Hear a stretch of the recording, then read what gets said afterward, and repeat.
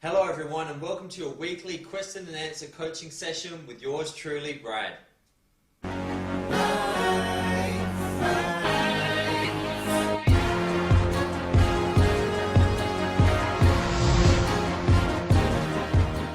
Welcome to the very first weekly newsletter in which I answer viewer questions directly. I've been getting hundreds if not thousands of emails and I've been inundated, and I'm sorry if I couldn't get back to everyone. But I want to use one episode a week on Mondays to directly answer questions that you provide either via YouTube, Facebook, Twitter, Instagram or YouTube. Those questions that I picked out this week are short questions that will allow me to go a little bit more in depth behind the 1 year life transformation challenge and a little bit about me so you can understand how the coaching practice works and how it can impact your life as well. So I'm going to move on to the very first question, which is from Beck in Adelaide. And Beck's question is, what makes you qualified to teach others? Well, that's a great question, Beck. And there's two ways I can answer that. The first is on a superficial level. So on a superficial level, I have a Master's in Performance Management, an MBA in that area. And I've studied the world's best practice and have qualifications in that area. However, where my training comes from is much deeper than that, and it comes really from my life experience, my suffering, my mentors, and my connection with, I guess, the invisible intelligence that's guided humanity for a long time, and I try and connect with that as often as possible. Quite often before I take a coaching session or answer an emergency email, I will connect with that information and use myself as a conduit. Most of the information that I give is not from me. I'm simply a conduit for the information, providing a voice outside of the systematic voice that's usually designed to control people's lives, but is definitely not about people creating their own authentic life. So where does this information come from? Well, ultimately we have little signposts around the world that show us our true path. And in India they're called the Vedas or the Upanishads. In Christianity, it's called the Bible or the New Testament. In Judaism, it's called the Torah. In Islam, it's called the Quran. Or more recently, we've found it through authors like Eckhart Tolle or individuals who have lived courageous lives and really inspired us. And that collection of what's really human and what's really beautiful is where I try to come from in all my videos. My number one qualification, I'd have to say, when people ask me, is that I'm happy. And I'm incredibly happy, and my life is full of happiness and love. And ultimately, I like to have that as my badge on my chest, my number one qualification, because I think ultimately we're all striving for a happy life. We're all striving to wake up in the morning with a smile and know that we're fulfilled and know that we're chasing our purpose. And that's where I'm at. And I know how I got there, and I know it wasn't easy. And I know that now that I know the building blocks of how to create that life, I can also help others with that. And that's really what the 1 year life transformation system is me spending a year with people who are interested.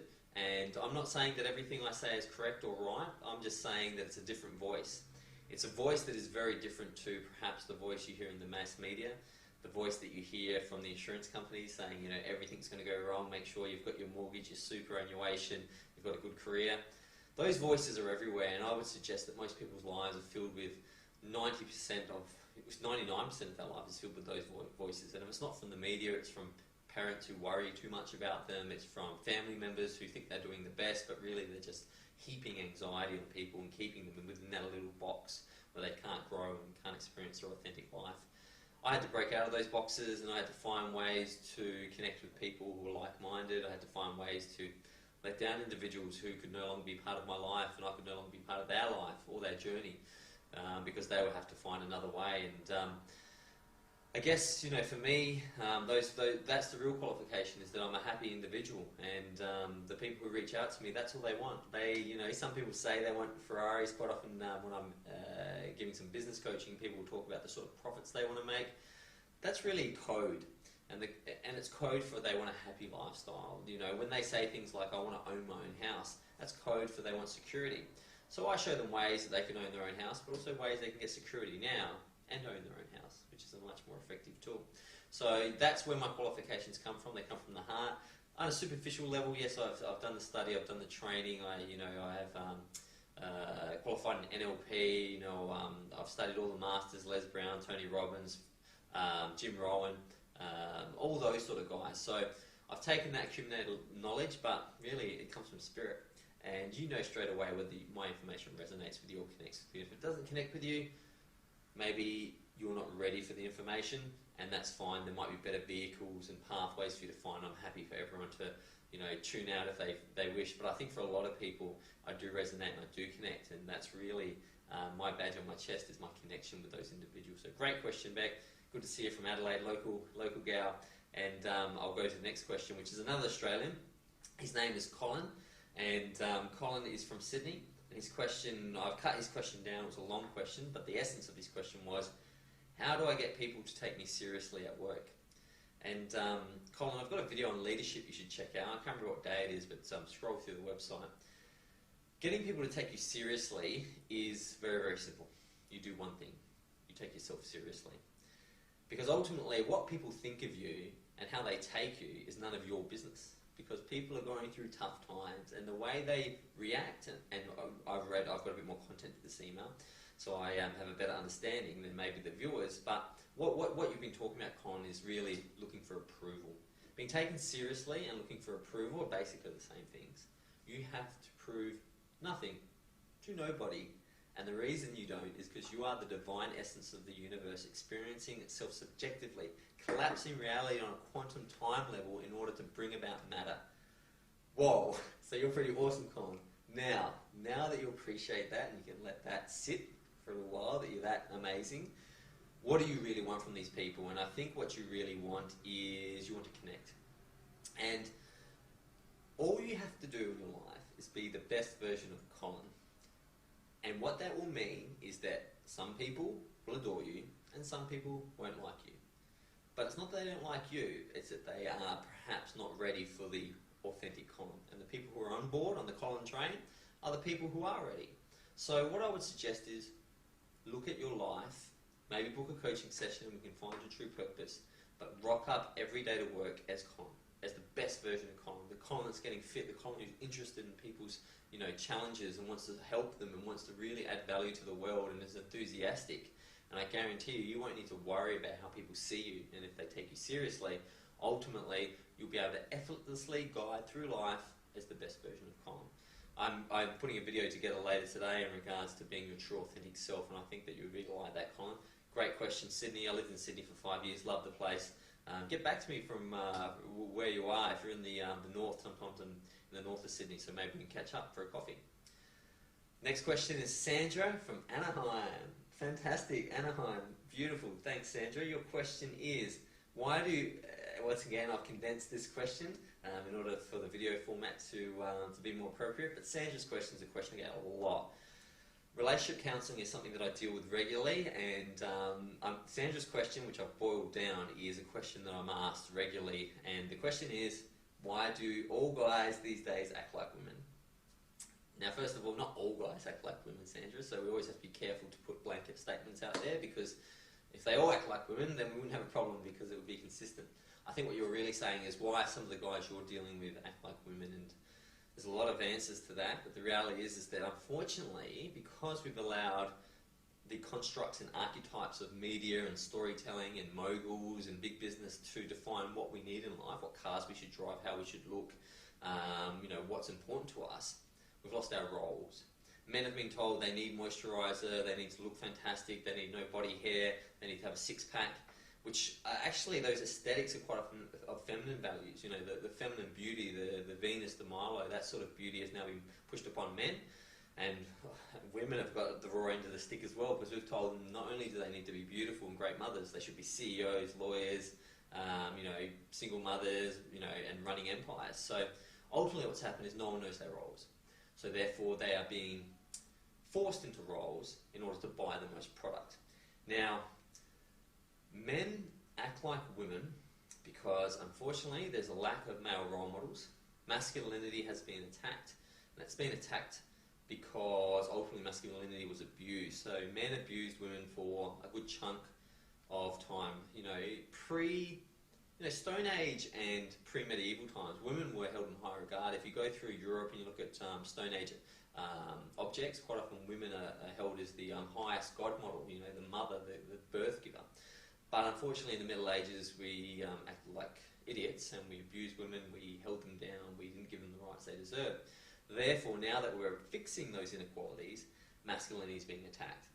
When something's being attacked, you don't want to be attacked, so what you do is you change sides. And a lot of men are scared to act like men because they fear they'll be attacked.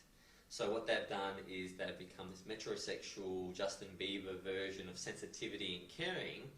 They're no good at it because, you know, that's, women are really, you know, are in that domain. They've lost that purpose and their drive. And ultimately, they are acting feminine, and I understand that it's a frustration. And the biggest frustration is, for women, is that they're attracted to the masculine. The whole thing about being a woman who's a heterosexual woman is that, by definition, you're attracted to men. What is a man? A man is a masculine group of characteristics we assign to men. So if men aren't showing up with those characteristics, women lose attraction. And I see this all the time, and I'm gonna have a video series on understanding men and understanding women. And I'll go into this in much more depth, but it's an incredible question you ask, and I see it all the time. Men taking on feminine qualities and it not working out. In fact, when humans migrated and the evolutionary patterns took us to Europe, we encountered Neanderthals.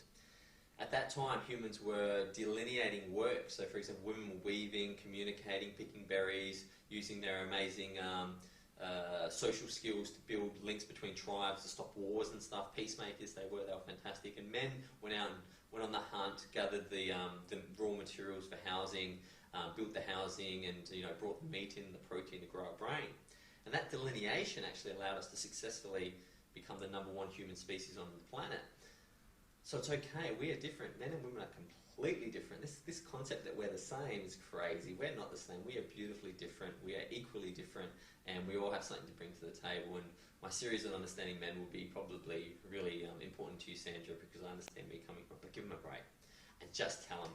I know women sometimes like men to interpret. We're not great at interpreting. Just tell them to say, listen, I'm okay when you act like a man and behave like a man. Sometimes that's all you need to do. But if you want to learn more on how to understand men and you have some more information, maybe we can catch up for a one-on-one. The next question is from Amy in Los Angeles, the Cities of Angels. Thank you, Amy, for your question, which is, once again, a condensed version of the question so I can fit into a video format. Why do I always fall for bad boys who break my heart? Well, I guess that's sort of the opposite to Sandra, and that's why we can't label everyone with labels. Well, it's interesting, Amy, and in my other videos on men and women, I'll explain this from a neurological level and how women see bad boys as risk takers, as people who can provide, as people who will stand up to enemies. There's a lot to a bad boy to like. However, obviously when it comes to perhaps child rearing, long-term relationships, bad boys don't always become the perfect partners. I guess your question tells me everything I need to know. Why do you always fall for bad boys who break your heart? Well, I'm going to remove the word bad boys and I'm going to go to break your heart. Is perhaps you have a self-defeating prophecy, or maybe you're self-sabotaging. I tell you what, one of the easiest things I can do when I do relationship counselling with women is to identify their self-sabotaging patterns. And so many times women go for unavailable men, married men, men with boyfriends, bad boys. Not because they think this is a great idea, because they are attracted. The hormones in their body saying go for this guy, but it's a subliminal system of never getting what you want. Now, the great thing about going after a married guy is that it's doomed to fail, generally. The great thing about going after a guy with tattoos who treats you poorly is it's doomed. It's a doomed relationship if he doesn't respect you. But sometimes people would rather do that than to put their effort into a relationship that could work, because that fear of success, which is the video I should suggest you check out, Amy, on the fear of success, is something that would really appeal to you. You fall for people who break your heart because your model of the world attracts them to you. If you change your vibrational frequency and you become a person who's interested in someone's soul, bad boys are generally pretty obvious, on the external level, the superficial level. They might, from your email I could tell, your type was the muscular, tattooed, good-looking sort of guy. So it's just maybe you yourself, and I haven't seen a photo, but I'd assume that probably you put high value on aesthetics as well. Maybe I'll assume that you're a beautiful, physically woman. But what I suggest is perhaps it's time to reevaluate your core values. Perhaps it's time to reevaluate what you find important, because ultimately, in a relationship, no matter how hot someone is, The more they act like an idiot, the more their attraction, your physical attraction drops. And I know this. I've had amazing relationships with the most beautiful women, models, absolutely beautiful models. But sometimes when they have behaved in certain ways, I have started to lose my attraction for them. They haven't changed physically; the same look, same weights, they still work out, same face, same beautiful hair, but I'm no longer attracted to them. So start to understand that the person that you bring into your life cannot just be a one-trick pony, and can't just be a motorcycle riding, good-looking bloke, because ultimately there are some self-sabotaging habits in there, and I'm happy to talk to you about that in more length. But that was the first session of Q&As. Keep them coming. Your questions are fantastic. Don't be offended after to boil them down in order to get them into a video content. With any of your questions, if you don't want them answered on video, just let me know, and I'll be happy to answer them confidentially. But other than that, thank you and goodbye.